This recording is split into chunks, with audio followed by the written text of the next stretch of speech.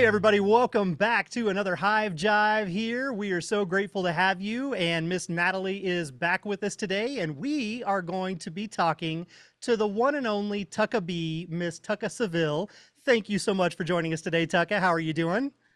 I'm doing great. How are you? We're trying to stay cool, which I'm sure you're probably having the same problem. Absolutely. Miss Natalie, welcome back from your whirlwind trip overseas. You were in Italy and France. Lucky Yes, duck. thank you very much. I'm happy to be back. It was time. It's been too long, and I just couldn't wait to get back to my routine. So happy Yeah. to I'm going to blame everything that happened in the last month on the be. simple fact that you Oh, weren't here. I know you had no control over Mother Nature and multiple tornadoes back to back within 24 hours, but I'm still going to blame you anyway. that was my fault. I'm used to it, right? I'm used to it. So Take the blame for everything. Okay, so let's jump right into it. Tucka, I know that you've actually had an interesting transition here recently. Your life has got to actually settle down, as crazy as that might sound. But you used to be kind of the literal epitome of a migratory beekeeper and quasi migratory bees. You were going back and forth between New York and Florida, depending on the season. And I'm sure that was a handful and possibly at times kind of a nightmare. Can you kind of give everybody a little bit of an idea of what your prior life used to look like as like just the cycle of the year, where you would start, where you would end, and the challenges that you faced with that? Yeah, I sure can. Basically, there was very little as far as starting and ending in the 7 years that I spent going back and forth between New York and Florida. But I will say that it's the reason that am the beekeeper that I am today.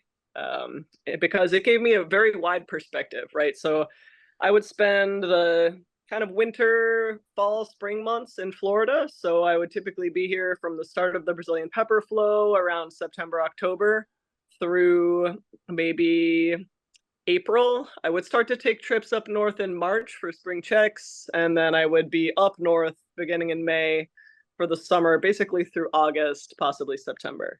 And that would include probably 4 total round trip drives per year up and down 95 from South Florida to almost Canada in Ooh, upstate.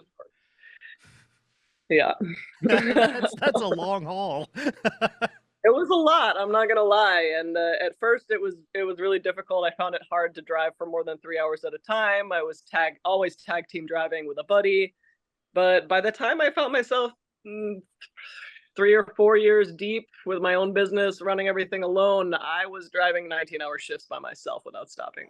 oh, without Yikes. something. Yeah, it was a little bit crazy. It was a lot, really super crazy. Yeah. Well, so in one aspect of that, you did kind of manage to conveniently escape Florida right about the time it would have gotten brutal down there with the heat and the humidity, and got to go up to New York. So at least that sounds like it should be a tiny bit of a reprieve. It was great in some ways, but I must say, being a true local to an area, I found one of the biggest lessons I learned was that being a true local to an area requires being there in the off season. And Florida in the off season is a truly magical place, especially now that I've relocated from South Florida to Central Florida. It's kind of an entirely different biome. I still have all the subtropical plants, but now we also have maple and willow and more northern plants that I'm not used to seeing in Florida. And so I'm able to kind of get the best of both worlds. All the tourists are gone, there's no traffic, the mangoes are in season. Yeah, it's hot, but really not bad. That's that's kind of my ideal, at least in a former life. That was my ideal concept. I definitely wanted to be like a migratory bird. I wanted to go south for the winter and north for the summer and have two separate places. But I don't know that I would want the repeated 19-hour drive between the two frequently. That doesn't sound like a fun chore. It's a lot. And honestly, like not being able to go check my bees in the wintertime because I was down here, there was a huge amount of risk involved in running my business the way that I did. I would frequently leave my bees for 2 to 5 months completely unattended. And I was not able to go out in snowshoes and listen to the hive with a stethoscope. And I was not able to feed fondant on a sled. And I wasn't able to do any of the really fun off-season stuff in the north. I was basically just working all the time. Did they Yeah. have bears up there? Absolutely. Yes. And they actually have bears here in Central Florida as well, quite a few. Are you So So kidding? for Oh you, that was wow. the same no matter what then. No matter where you were at, now you potentially had to deal with bears. well, South Florida, no, never had to deal with bears in South Florida, and so I would leave them for, you know, say 2, 3, maybe even as long as 5 months for the whole summer if I didn't want to make a trip back. Say I was working a commercial job and running my own bees on the side or something like that. I couldn't make it back. I would leave them, and the biggest risks would be starvation, right, and beetles and, you know, pests and stuff. But then when I would leave them in the north, it would be bears and winter and also starvation, and, you know, and obviously the ever-present risk of varroa on both sides. Right. Yeah. So I Yeah. I was in Central Texas originally and moved up into the Southern Ozarks, and black bears are a thing up here, and I did not realize that. And it was what, like 2 months after I got my first colonies established up here, a black bear came and took care of that for me, and I was like, "What the hell?" That was already a challenge too, and now your hard-won bees got eaten up by. I spent the entire first year fighting for my bees, and I didn't end up getting them until late June. And then in early August, a bear took care of that. It just like, and it's the cool but sad thing is they were about 50 feet off the back deck of my house. I could see them. So I got to watch it, Wow. and there was not anything I could do about it but watch it. So it was No way. fascinating and infuriating all at the same time. Wow. Yeah, I bet. I've never seen that. I've only come across the results. Yeah, the after effect. Yeah. Yeah, the after effect had a lot of still F words in it, even the next morning. I'd imagine. Yep. Well, so while you were going back and forth, there's something that Natalie likes to talk about a lot, and that is the naturally adapted genetics that you get from bees being in a specific region. And you found yourself in a situation where you were going back and forth and you were taking what would be survivor stock in one place, but moving it up to the other, and then and vice versa. What did you Mhm. kind of experience from that? What was your takeaway on how well these genetics work in the different regions? So I found that they really don't mix well. I was able to effectively focus entirely on mostly Carniolan stock that I would breed. I haven't said this on this podcast, but I've said it on others. I'm not actually a breeder. I don't breed queens. I produce queens, right? So I don't have enough bees in my own mind to really qualify as someone who's carefully selecting genetics inside of an organized program. The program that I had was basically don't breed from the dead ones, as per Sam Comfort's saying regarding the North.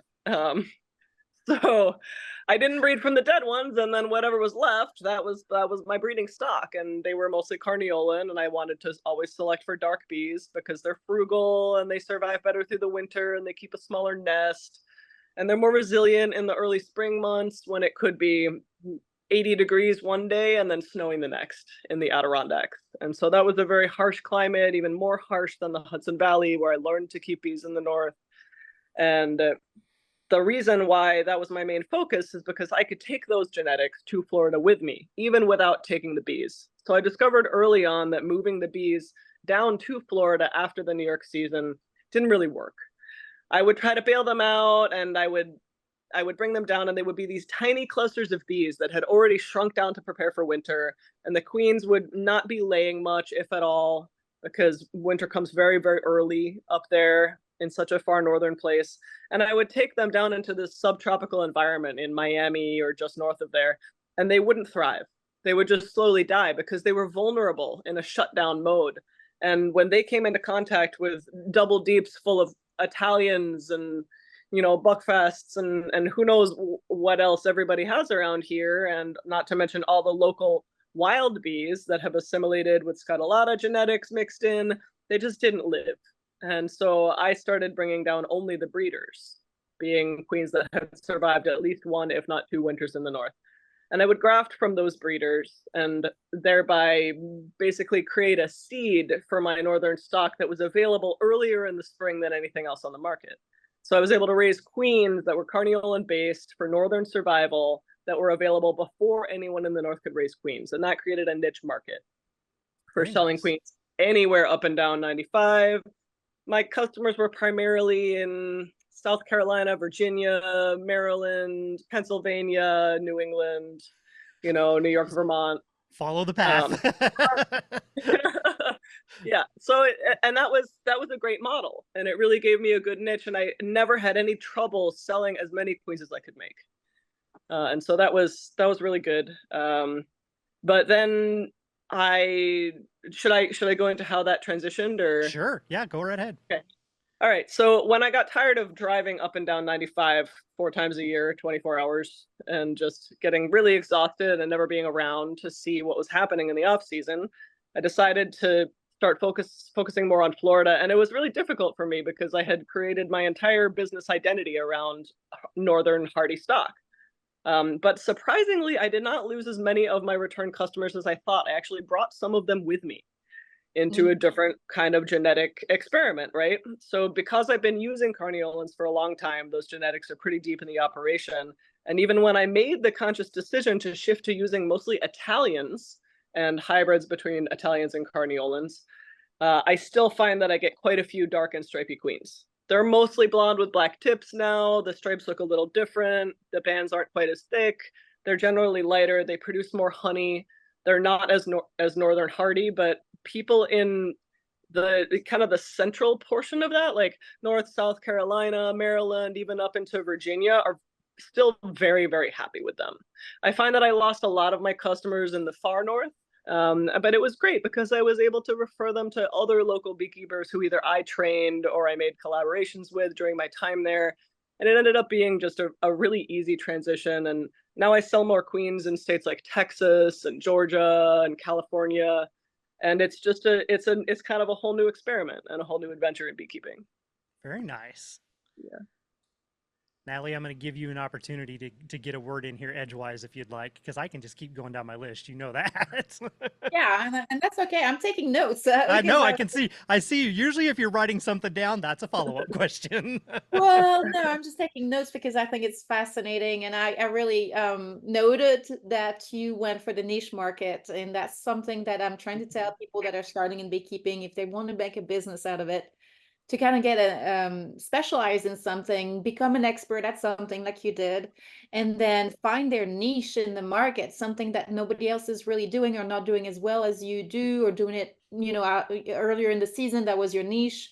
I think that's fascinating, and that's something that I really think makes a big difference in the success of somebody that's doing beekeeping as a business. So yeah, that I found that fascinating. And John was talking about what I call locally adapted survivor stock is what was fascinating to hear is, yeah, you have some stock that works really well up north, and it's adapted, that's going to, prepare for winter, that's going to be frugal. I like that term. I use that a lot as well.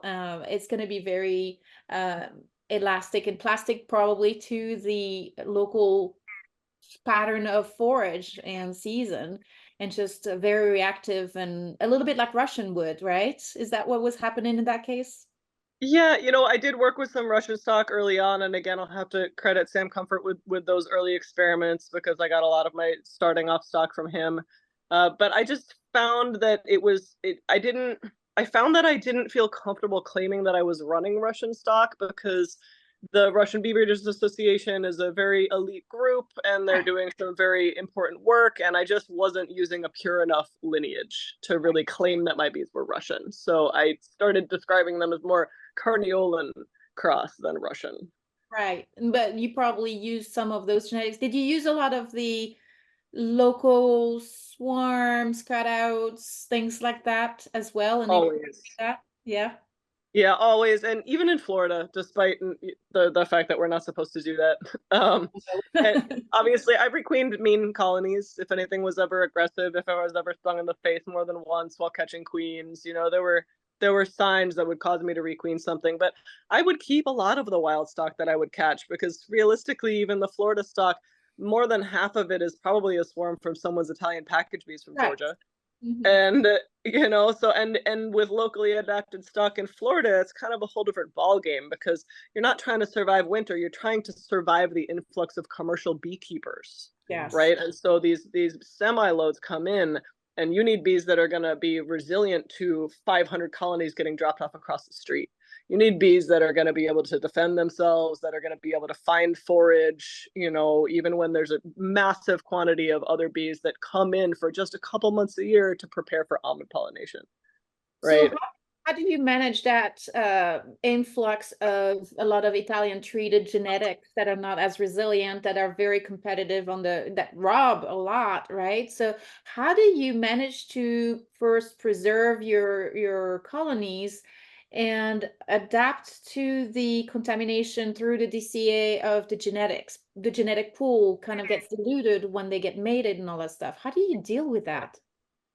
You know, I don't really I deal with it by just adjusting. Like in some ways, I miss the purity and the peace of the times that I would have in New York.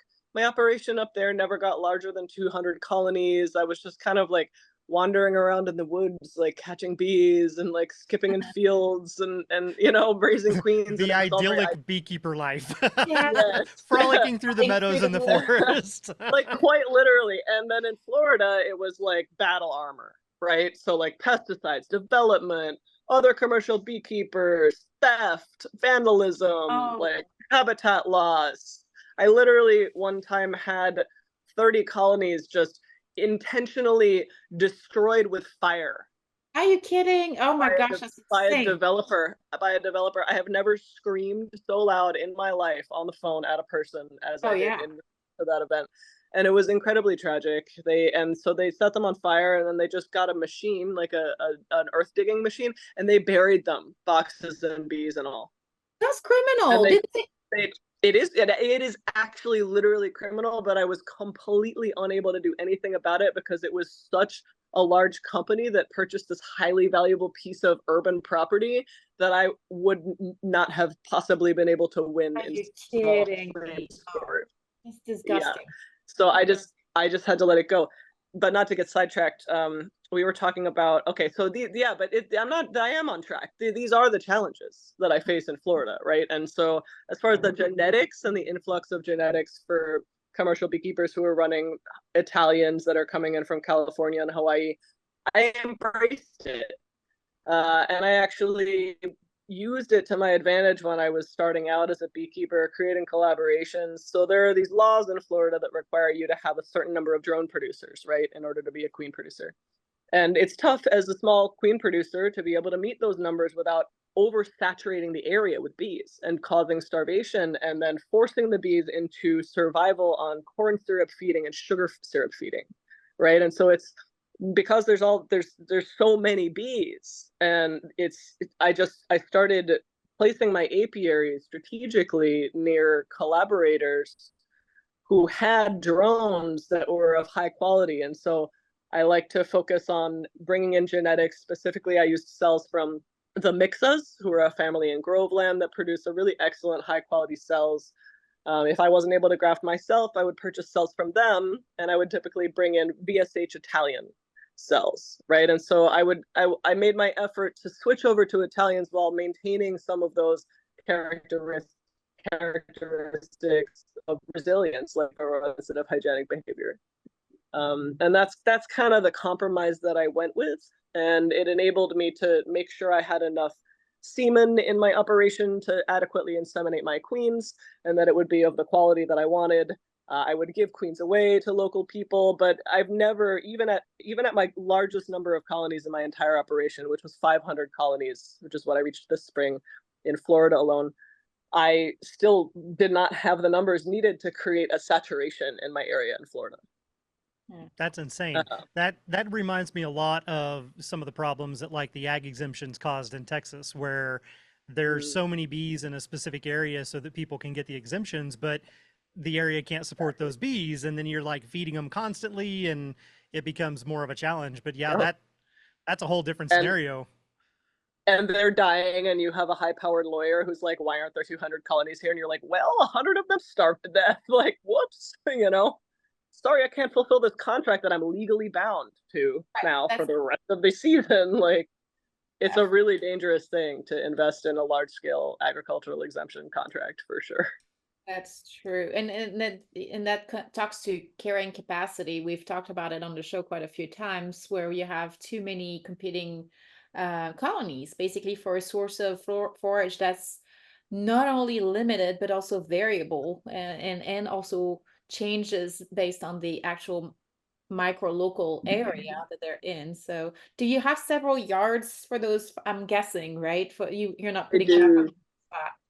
No, no. So I mean, again, my operations, like the operation of New York was always closer to my heart, right? I got into beekeeping from a very natural beekeeping perspective. I didn't harvest honey. I was never interested in commercial beekeeping. It's just kind of a thing that happened to me because I found that I was good at queen raising, and it was a way that I could be free of this machine that is the working life. Right. So I could give up having a day job and I could just live the dream. And so I saw that opportunity and grabbed it. And that's why I became a commercial beekeeper.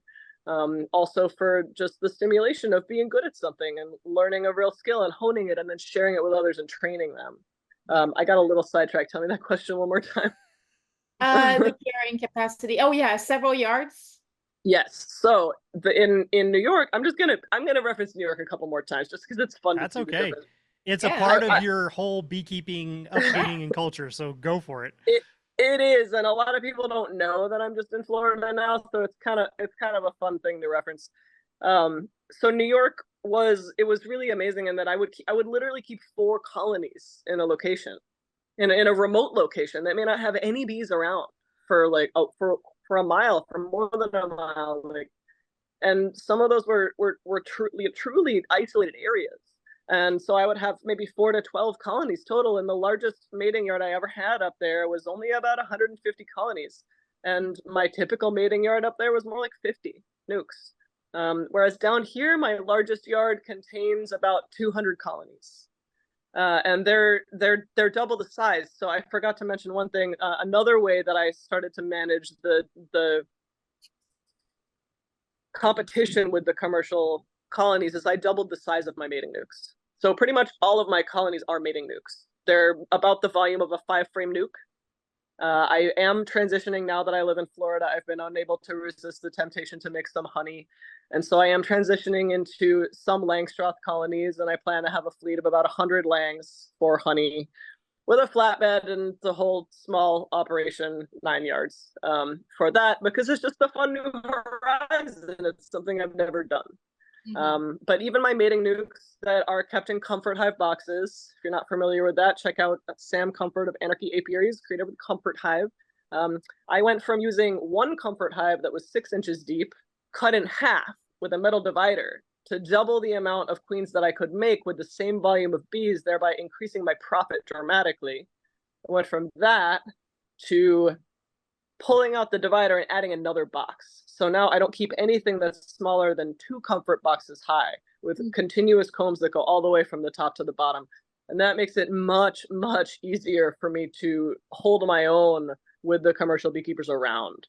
Because when they show up with a double deep in from almond production, packed with honey and who knows what kind of bees that have been exposed to who knows what, I have a little bit more resilience. I don't have to feed as often. I save a lot of money on sugar. My bees are healthier. They have less nosema.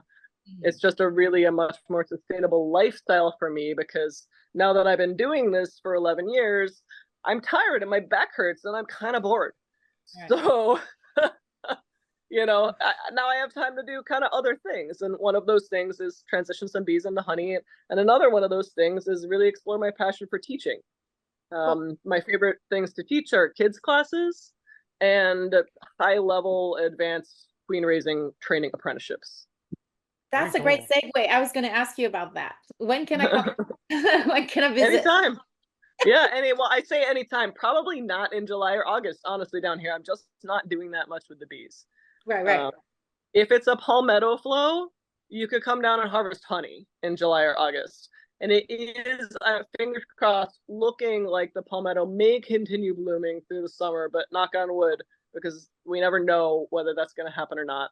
And if it doesn't happen, then some of the bees will die of starvation, and I will have to start feeding. And feeding is you can come down and help me feed, but I will not promise that it'll be fun.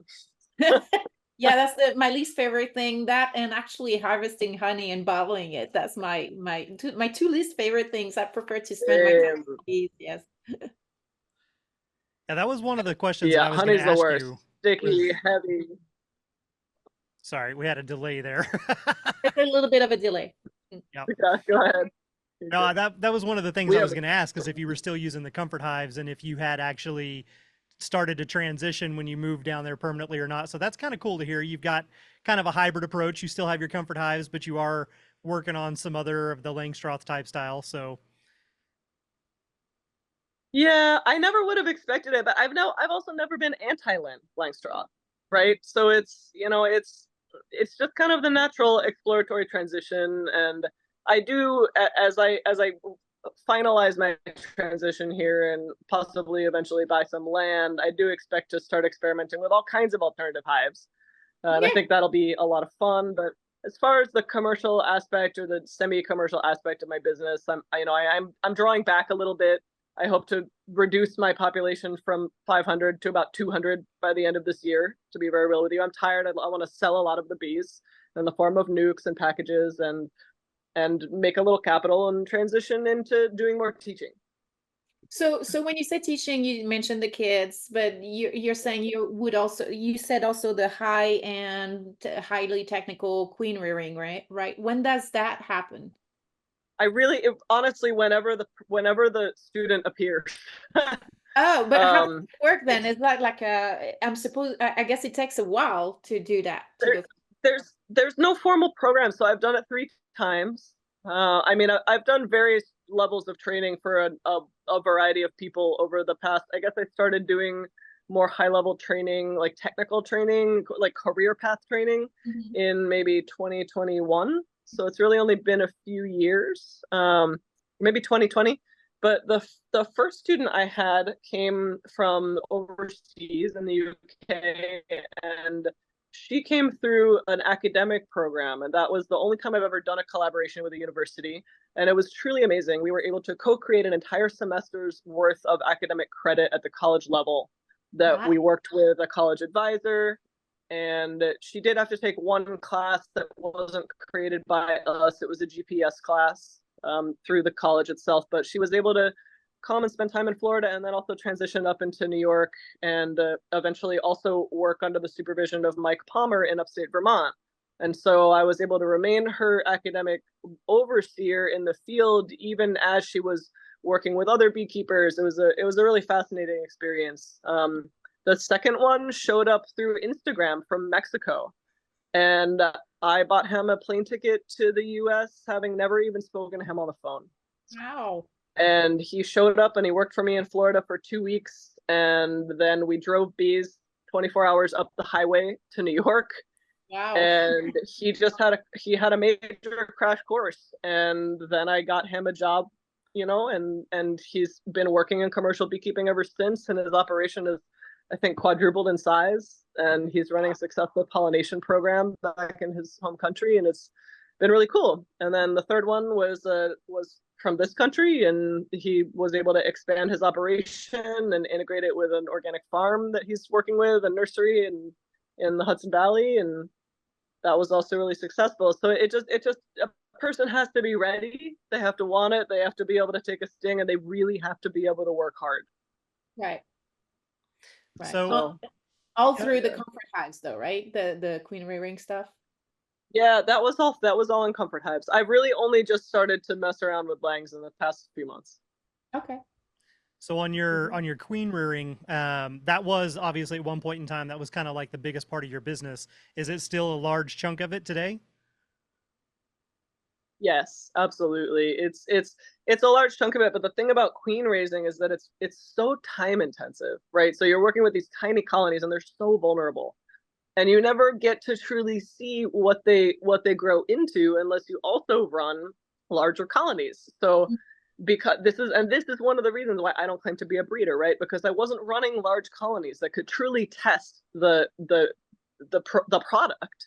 right? So I was depending a lot on customers to give me feedback about the product regarding its eventual performance.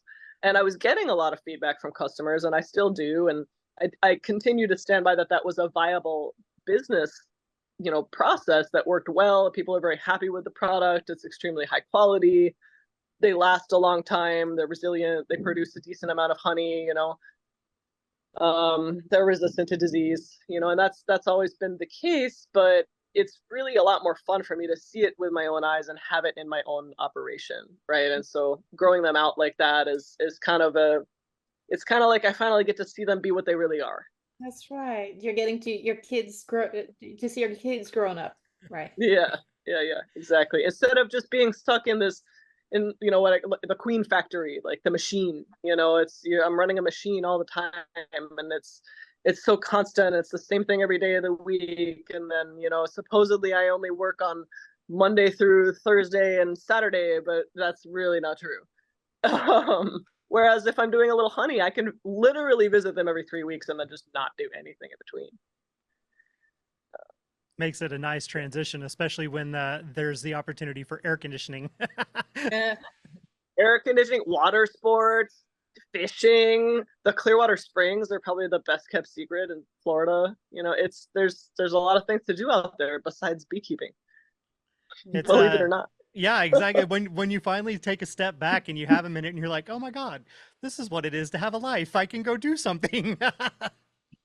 Yeah. And I've fought against this idea for so long. It's like because I've been in agriculture for many years before I was a beekeeper, there's this myth in beekeeping and agriculture that you can't do it without working yourself to death, right? There's literally this myth among commercial beekeepers that are like, well, this is just how it is, and you just have to work from dusk till dawn and can never go home, and you got to do this, and they always need something, and there's this insane work ethic that permeates the community, and it's not real. It's really not real. Like, you can choose to do it a different way that's more sustainable. Yeah. So with you being now down there and surrounded by all these challenges in Florida, having the commercial beekeepers, the influx of all these colonies, kind of having to fight tooth and nail for your space and the forage and the food, I'm going to wrap that around into our question here that we're asking each of our guests. And that is, how do you feel about the overall kind of current state of beekeeping today? And do you feel like we still need more new beekeepers getting into the business, or do you feel like it's starting to get a little bit crowded?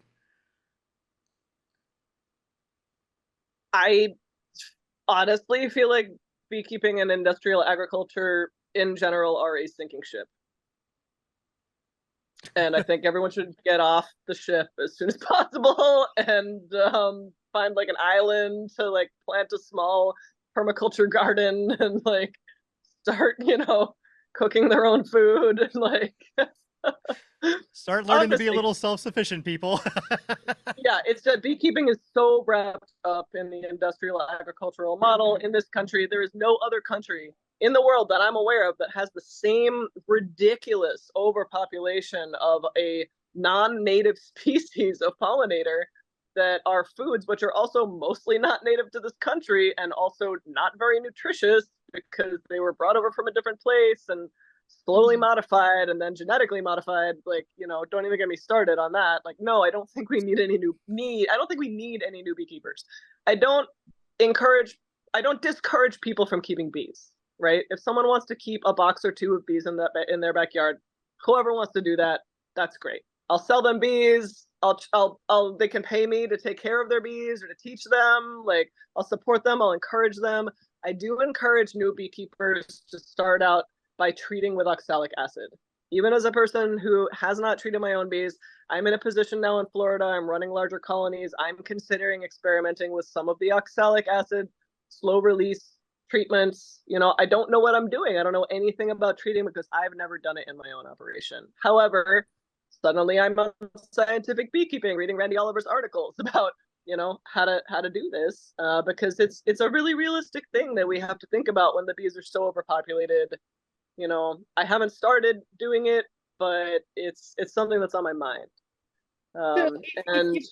If you've got great success with the treatment free and the way you're doing this, what makes you want to go back to some treatments using the acids?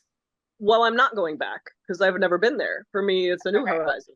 I'm going I forward. guess I'm biased because to me it's like kind of like going backwards. And not that you're going back to it, but to me I it's hear if you. you're already there, why use treatments? Because I'm not there. I don't run large colonies. Mhm. Right? And so, running a colony that is 4 to 8 times the volume of my mating nukes is a whole different animal. Running these tiny mating nukes where I'm systematically removing the queen 5, 6, 8 times per season, in Florida, maybe 3 or 4 times in New York, that's different. They get a consistent brood break all the time. Their population is never very large. I'm able to check them constantly. I'm always inspecting them. I'm there on a very routine rhythm. I'm able to remove drone comb or do any number of manual manipulations if something seems shocking or weird. I'm able to remove any colonies that appear sick to a quarantine yard. I have a very tight rope on all of my apiaries. If I start running larger colonies and they're under less supervision and they're exposed to a much wider variety of pesticides and diseases in my area, let me tell you, I have had some serious collapses in the state of Florida, and sometimes it's very difficult to tell whether they're dying from pesticides or disease. Even with testing that's available, it can be very difficult to get a conclusive answer regarding what's actually going on in the hives. And so there is a school of thought, and I used to really be very resistant to this, because there's a school of thought that if you're running a commercial operation, the bees are essentially livestock. Mhm. And so if you're going to keep livestock and they're sick, is it not abuse of those living creatures to not treat them for their sickness? So from the standpoint of selecting from the strong and the survivors and calling out the weak that you started the recording with, how Yeah. does it reconcile with that principle? It's tough, and it's a tough thing. And like I said, I haven't done it yet, and I haven't necessarily decided to do it yet. But I will say my mind is open in a different way to having these dialogues with a slightly. I'm slightly less sold on exactly what I thought my perspective was, because as a person who's making my entire living off of this and has been doing that for how many years? 67, 89, 20, 23, about 8 years. In 8 years, I haven't made any money, not a dollar, from anything but bees. For the first 4 years of that time, maybe 5, I supplemented my personal business income with a commercial job for another beekeeper. And the only commercial level beekeeper I ever worked for who didn't treat their bees was Sam Comfort. And he was able to make his operation run like that, and is able to make his operation run like that due to the very unique hive style, keeping the smaller colonies, running things in that way. So if I want to consider running larger boxes, right, with huge amounts of bees, I'm going to be facing the kinds of challenges that people like Kirk Webster face in upstate Vermont, right?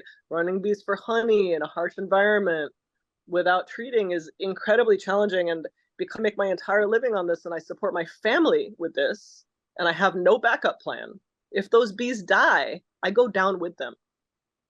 Right. And so it's a very much more selfish perspective, and it brings a lot of tricky things into view, right? Because when I was a little bit younger and more idealistic, I was able to just kind of throw myself away and lay myself down in the path of this experiment for the bees. Right. But now that I have things that I need to make sure I support, people, humans that I need to make sure I support, other bees that I need to make sure I support, I'm starting to think a little bit differently. And I'm not saying I'm going to go through with that. I would never treat my comfort hives. That would be ridiculous. Never. I would never do that. But if I'm going to be running like some double deeps for honey, is it so evil to put a little bit of oxalic acid, which is an organic compound, into those hives and really see them thrive? Is it so evil to selectively treat the ones that seem to need it, and to sift and sort and move between yards as makes sense on the So context? could you potentially, if you start seeing issues in those large colonies, probably due because to the constant brooding cycle that's by the same token breeding some mites. Could you let them kind of follow the cycles of weather and forage and take those brood breaks and follow that, you know, a little bit more plastic so that they get a brood break that's also a mite break, and at the same time, if you see signs of issues, you could requeen them. You could pinch the queen, let them requeen themselves, buy themselves a brood break. At the same time, you're getting, you know, genetics that are mating with the local area, especially if it's when the commercial beekeepers are not around, which I understand is probably challenging. But can you mitigate that, those pressures that way instead? I mean, to a degree, yes. However, I lose bees. Mm-hmm. My honey production, I would estimate that my honey production is a third to half as much as colleagues in the same area who treat. My business does not thrive the way that their businesses thrive. Now, because of the lifestyle that I choose and because I'm not in it for the money, that's okay. But I do shoulder a loss of production, you know, and that's something that I accept. However, I'm curious to know more because also not understanding how treatments work through experience in my own colonies limits me as an educator. So when people come to me as hobbyists and they want to know, should I treat my bees or not? I say, I don't do it. But if you're not going to treat in your first year, be prepared to lose some bees.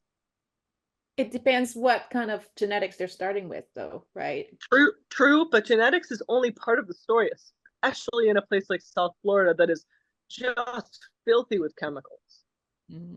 Right?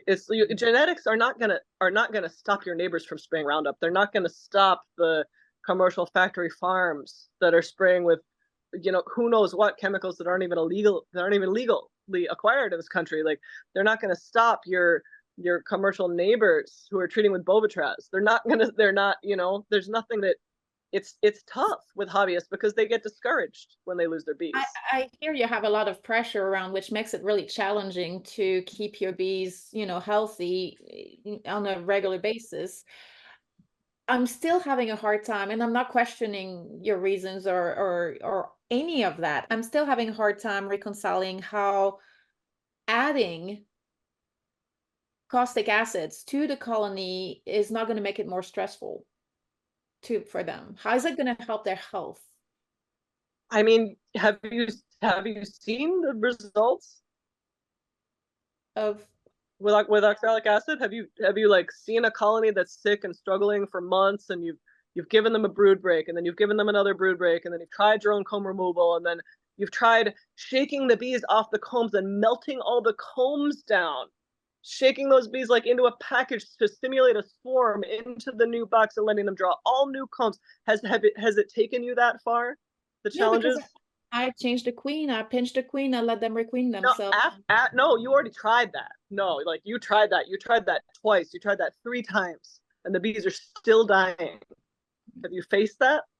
Because that's a challenge. Like, when that happens, and it does happen, not to everyone and not all the time, but it has happened to me in certain locations where they're exposed to certain challenges, you know.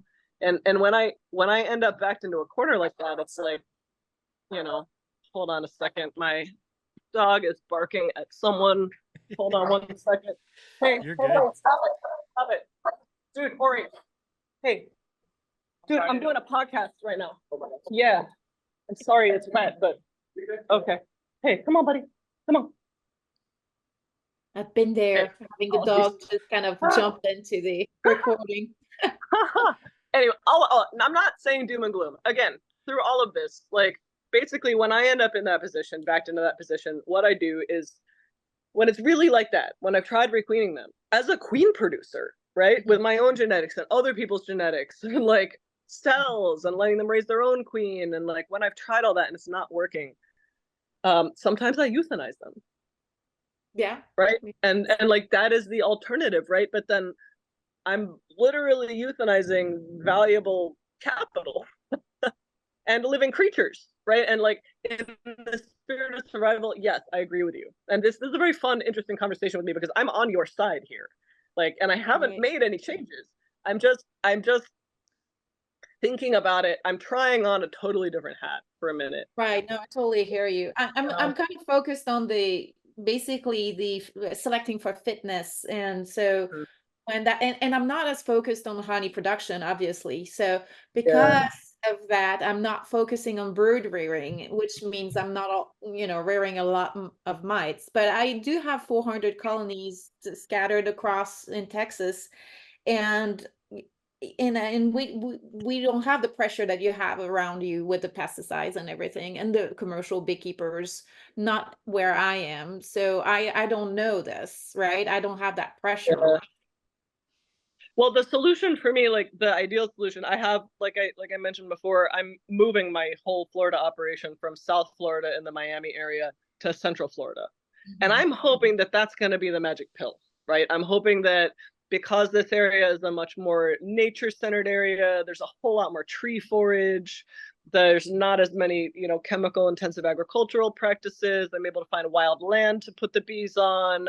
It's way less development and toxins, and the dearth in theory is going to be much less intense. The spring flow starts earlier, believe it or not, because we have maple here, right? So I'm hoping that will be the magic solution, and I won't have to start experimenting with this stuff. But even if it is the magic solution, I'm still considering doing some experiments with the slow release oxalic acid pads because I'm just curious. Right. I'd like to be able to better educate people who do make the choice to treat. Right? Because right now, when I'm mentoring someone and they say, it's just not worth it, I need to treat my bees, can you teach me? I'm like, well, no, I can't. I can't. I actually can't teach you anything because I don't know anything about this. Haven't ever had to do it, so don't have the background to go through with it. But yeah, but it makes perfect sense, honestly, because when you come right down to it, it's all about everybody's circumstance and everybody's situation. And sometimes you do have the luxury where you have multiple colonies and you can maybe experiment a little bit more. You can make up some of those losses and do things like that. But we have listeners that will write into the show and they'll say, I've got one colony. I'm going into winter. My mite counts are really high. I don't want to treat, but I also only have one colony and I can't afford necessarily to buy a new one. Like, what do I do? Or is it going to be the end of the world if I do treat them? And it honestly has to come down to a judgment call for that individual person. What are they comfortable with? What are they willing to do and to sacrifice to get that one colony through? Because worst case scenario in that situation, maybe you do end up treating and you get them through the winter, and then in the next spring, as soon as it's available, then you get a new queen and you requeen them and you see if they're more fit. Maybe you can then do that split and have two colonies, so you're not reliant on just the one, and start to kind of be able to have a little bit more options available for somebody to go through and do. So it's the same concept when you start growing into a bigger thing. You're looking at doing this commercial field of having a much, much larger colony than you're used to having to deal with. And that brings all these other challenges.